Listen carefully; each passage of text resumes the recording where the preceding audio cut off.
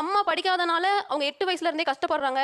எப்படியாவது எங்க 3 பேத்தையுமே ஒரு டிகிரியோ இல்ல பெரிய லெவல்லயோ படிக்க வைக்கணும் அப்படிங்கிறதுக்காக அவங்க அப்பா இறந்ததுக்கு அப்புறம் ஃபர்ஸ்ட் 8 வயசுல எப்படி வேலை செய்ய ஆரம்பிச்சாங்களோ அதே மாதிரியே ஸ்டார்ட் பண்ணிட்டாங்க. ஸோ அவங்க தறிப்பற்றையில நூல் புளியறதுல இருந்து, நூல் போடுறதுல இருந்து, தறி ஓட்டுறதுல இருந்து, தார் போடுறதுல இருந்து, கூட்டுற வரைக்கும் எல்லா வேலையுமே செய்வாங்க சார். ஈவன் அவங்களுக்கு எங்களால் முடிஞ்ச வரைக்கும் நாங்கள் ஹெல்ப் கொடுத்தோம். பட் இருந்தாலும் அவங்களுக்கு பெரிய பேர்டன். அவங்க எல்லா வேலையும் பண்ணி தான் அக்காவை பிஏ படிக்க வச்சாங்க, பிஎட் படிக்க வச்சிருக்காங்க.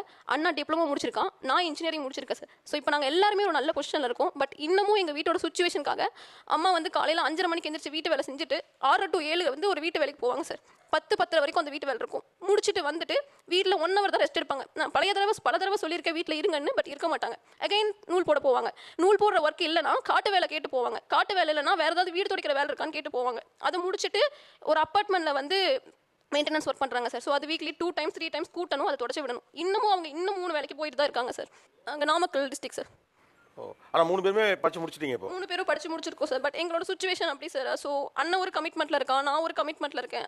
அம்மா சம்பாரிச்சா அட்லீஸ்ட் ஒரு 2000 3000 அது வீட்டு செலவுக்கு ஆகும். ஒரு 2000 3000 வர்றதே அவ்வளோ முக்கியமானதாக இருக்குது. இப்போ ஏன் உங்களால் சொல்ல முடியல? பசங்க படிச்சு வந்துட்டீங்க.